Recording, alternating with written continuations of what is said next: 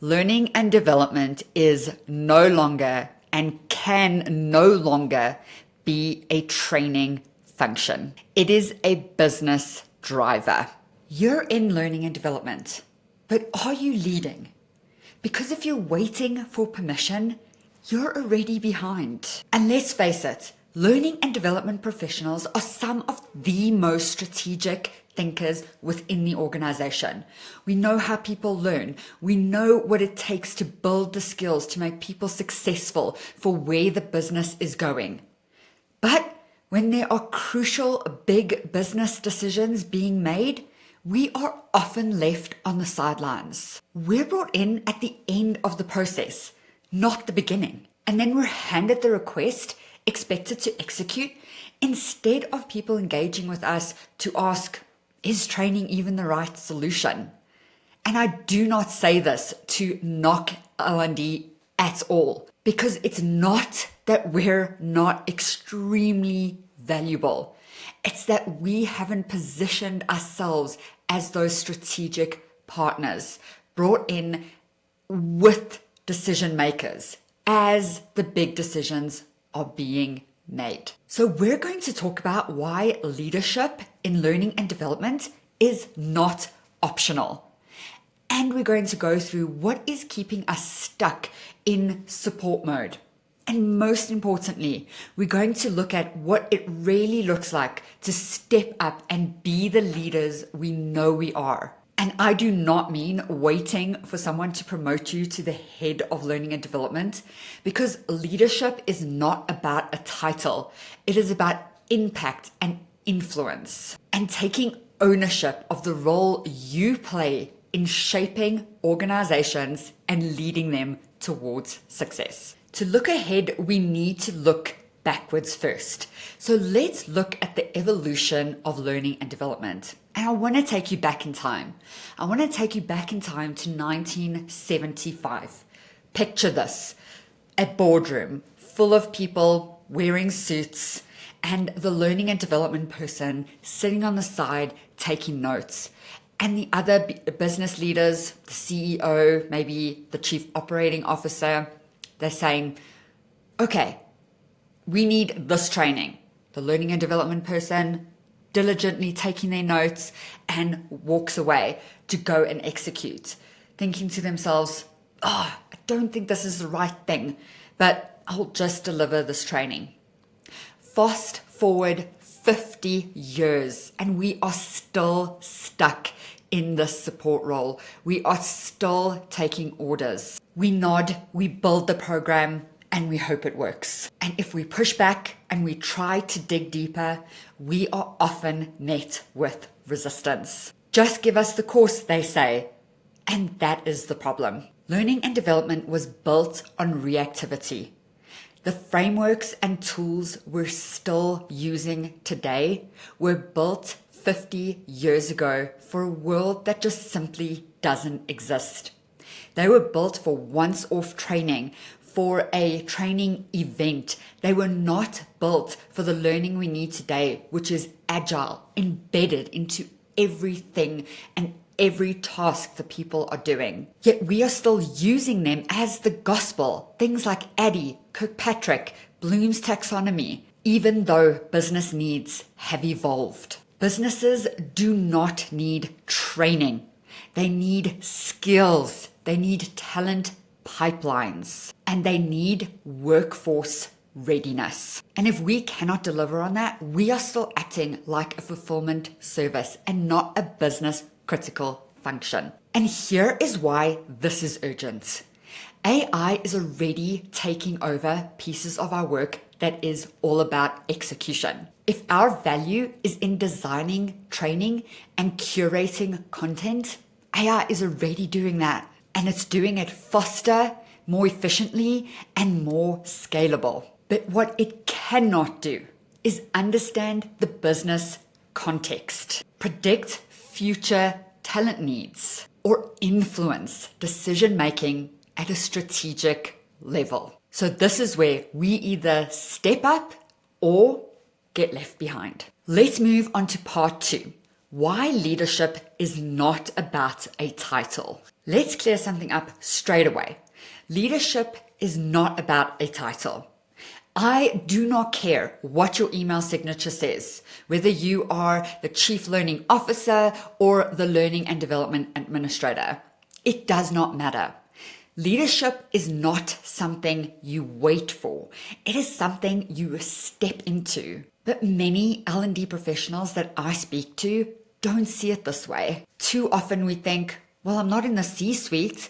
I don't have anyone reporting into me. I don't directly own the budget. So how can I lead? But I am going to flip that question around. How can you not lead? You're the person who understands how people build skills. You're the person that understands how behavior changes. And you're the person who ties development with performance. And yet, if you're waiting for someone to give you a leadership title, you're throwing away all your power before you even start. Think about the most influential people in your organization. I will bet you they are not all executives. They are the people that others turn to for guidance. The ones who, when they speak, others listen. And this is not because of a fancy title, but this is because they have built credibility. That is real leadership. And in learning and development, we need to break out of the support function mindset and step into this level of influence. And here's a quick bit of tough love. If you are waiting for someone to invite you into a leadership conversation, you are going to be waiting a very long time. No one is going to come to you and say, hey, do you want to be more strategic in your role? It's up to you to insert yourself in those conversations and prove that learning and development is not just about compliance training. We are about driving the business and everyone in it forward. And that simply won't happen if you're sitting back waiting for permission. So what does this look like in action? It's when you stop taking orders like a waiter at a restaurant and start leading conversations like a consultant solving a problem. It's when instead of saying, sure, I'll build that training, you say, let's talk about what's really happening here.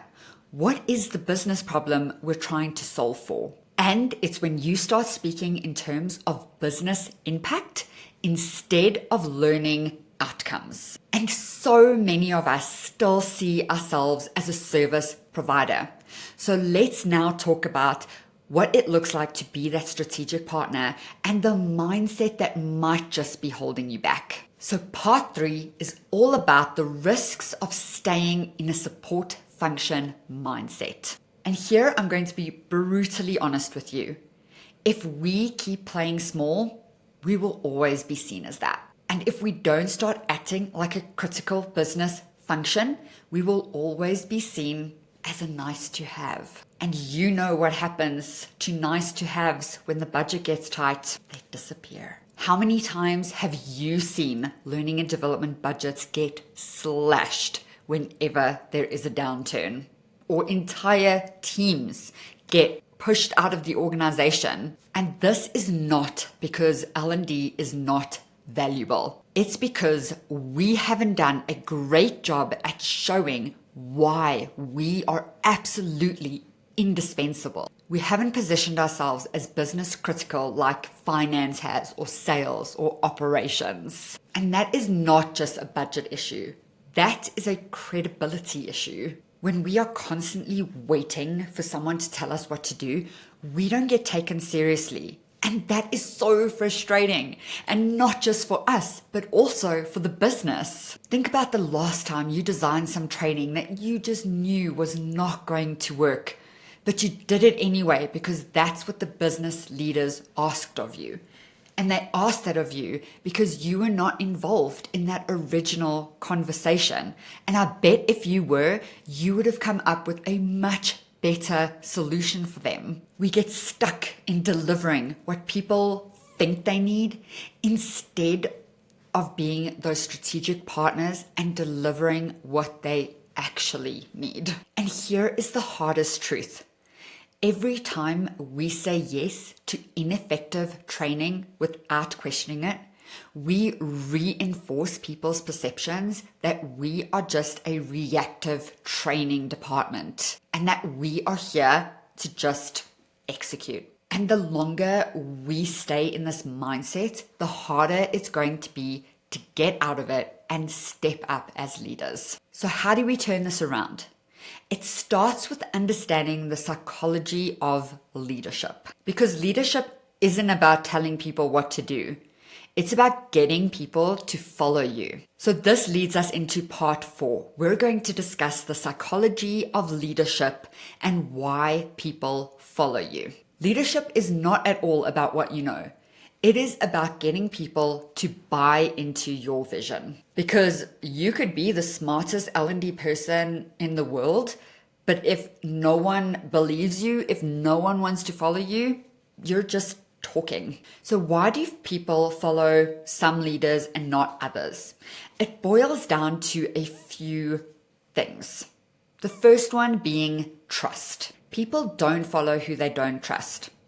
And in learning and development, to build trust, we have to show that we understand the business, show that our solutions support the people, and show that it is leading the business to where it wants to be. And if you want leaders to take you seriously, stop talking learning jargon and just speak in business terms.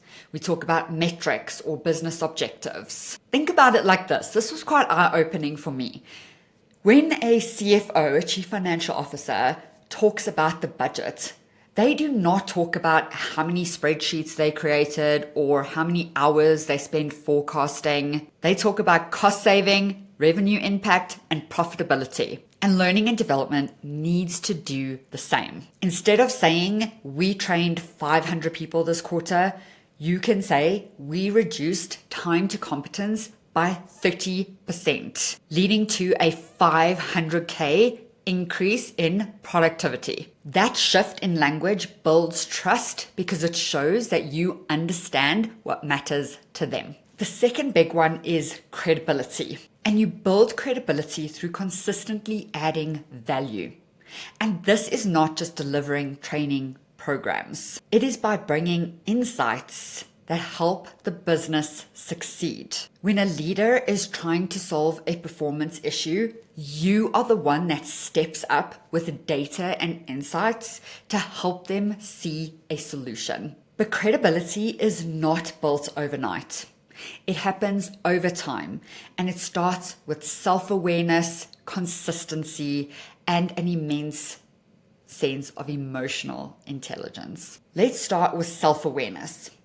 Great leaders know their strengths, but more importantly, great leaders know their weaknesses. And if you are not sure where you stand, ask for feedback. What do your stakeholders think of learning and development? Do they see you as a support function, or do they see you as a strategic partner? And if the answer makes you uncomfortable, that's your starting point. And then there's emotional intelligence, because credibility isn't about what you say. It's also about reading the room, understanding what's happening, and adapting to the environment. If you want people to listen to you, you have to understand what they care about. What are their biggest stresses? What's keeping your CEO up at night? Because the best way to build credibility in L&D is to position yourself as a problem-solving function rather than a content creation function. And that means asking the right questions before you build any solutions. And here's a quick way you can start doing this immediately. The next time someone comes to you with a training request, instead of saying yes, ask, what's the business problem we're solving for? And how will we know if this training is successful? And most of the time, this will just make them pause, because guess what?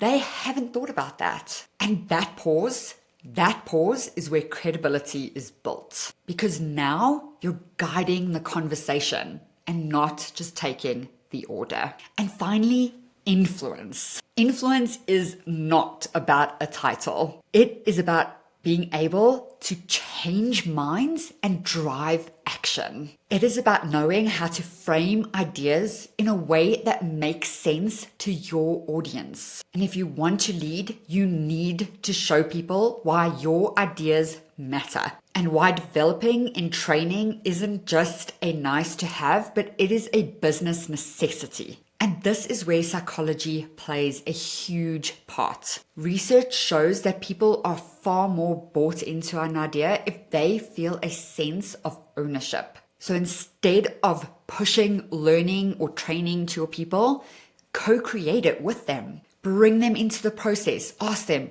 what worked last time? What didn't work?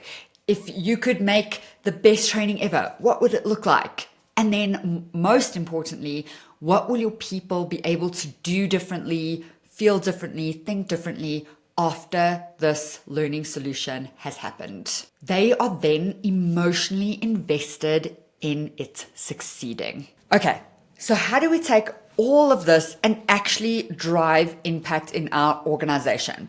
That's what we're going to cover now in part 5. We're going to look at how learning and development drives the people's strategy and earns a seat at the table. Because we know the most successful learning and development professionals don't just deliver training programs, they drive people strategy. They work hand in hand with leadership to forecast talent needs, close skills gaps, and create the kind of workforce that drives business success. Yet so many L&D teams remain outside of these conversations, brought in after the decisions are made. And that is truly not only frustrating for us, but it is frustrating for the business. Because if we're not shaping how the business thinks of their talent, we are missing the entire point of our function. Think about it this way. If tomorrow your company wants to expand into a new market, who is in that room? Finance? Absolutely. Sales? Yeah, for sure. Operations? Obviously. But L&D? Probably not. And yet, the success in the new market hinges on the people having the right knowledge, the right skill, and the right abilities to actually make it work. So that is a people problem. And people problems is what L&D is supposed to be solving. But we cannot do that if we are reacting to skills gaps after they become a business crisis. If we're waiting for someone to tap us on the shoulder and say, hey, we need this training, we're already behind. Instead, we need to be the ones identifying skills requirements before they become a business crisis. We need to be in the room when strategic decisions are being made, thinking, okay, if this is where the company is going, these are the capabilities our people are going to need to get us there. And this is where the urgency comes back in. If we are tying our value to the organization with just content creation, we are going to be replaced by AI. But what AI cannot decide is what training needs to happen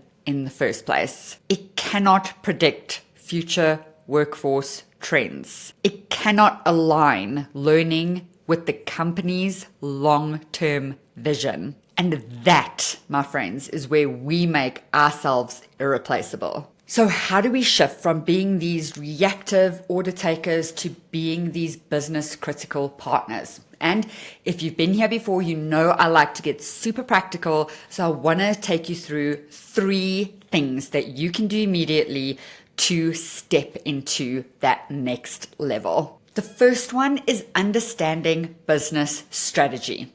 We cannot be partners to the organization if we don't understand where it's going. Period. If you don't know the company's 5-year plan, if you don't know if they're expanding to new markets, if you don't know what's keeping your CEO up at night, you can simply not deliver the solutions that they need from you. And this means getting outside of the HR or L&D bubble. It means getting deep into business reports, industry trends, global people trends. It means asking the right questions. It means understanding the business model. It means understanding those financial drivers. And it means understanding the challenges the business is facing. And you can start small. Ask the CFO, what is the biggest financial risk facing the company today? And then speak with sales leaders. Ask them, what are some skill sets that your people would need to close more deals effectively? The more you understand about what drives business success, the more you can align your learning to those outcomes, and the more irreplaceable you become. Number 2 is to embed yourself in key conversations. Too many learning and development professionals I work with are waiting for permission. Stop waiting.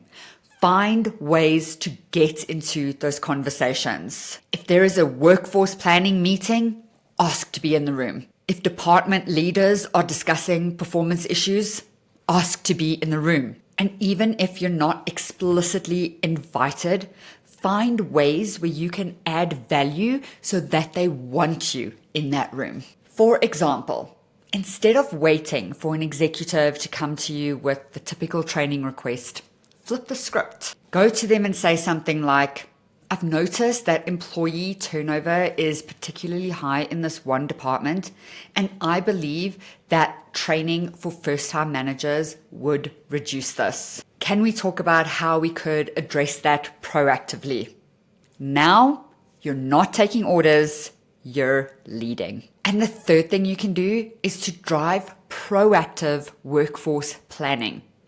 The companies that are going to succeed are going to be the ones that are anticipating and planning for talent needs before they become a problem. And that is absolutely where L&D should be leading. If your company is planning to expand, you should already be thinking of what capabilities is it going to take to help us succeed? If automation is coming into your industry, you should already be asking, how do we help our people adapt and be reskilled to be productive in that new environment? And one way of doing this is to run a skills gap analysis. And this is done by looking at where the business wants to go. I like to also look at macro people trends, macro global trends, industry trends, and then do a analysis of the current capabilities of the people. And then you will be able to map out the differences and what you need to focus on. And then you bring that to leadership. You say, if we want to head in this direction, these are the capabilities we're going to need to build. Because again, if you are leading this conversation, L&D is no longer a support function. You are a business critical partner. Okay, it is time to wrap this up and bring it all home. If you take one thing away from this episode today, let it be this. Learning and development is no longer and can no longer be a training function. It is a business driver. And if we keep waiting for permission, we're going to stay stuck in the order taker cycle. But the moment we step up, align ourselves with business strategy, and position ourselves as problem solvers, we move out of that order taking mode and we step in to those business partners. We step in as the problem solvers. And look, this isn't about career progression. This is literally our survival and making our work actually matter. It's about shifting from did they complete the training to did we solve the problem? It's about driving retention, increasing productivity, and making sure that our organizations don't just have training programs, but they have the right training programs that actually move the needle. And here's your action step for this week. Identify one. Yeah, just one. One step that you can take to make yourself more proactive in your role. Perhaps it's a conversation with a business leader about their biggest challenge. Maybe it's analyzing workforce trends instead of just waiting for a request to come in. Or maybe it's simply just shifting the language you use when you talk about learning. Whatever it is, start now, because the future of L&D is not training. It's leadership. But now, I know what you might be thinking. This sounds great, Candice, but I don't lead a team. I don't have a budget. I don't actually have authority. What then? And that is exactly what we're tackling in the next episode. It is called Building Influence: How to Lead Without Authority. Because again, leadership isn't a title. It's about influence and getting people to believe in your vision and go where you want to go. I'll see you there.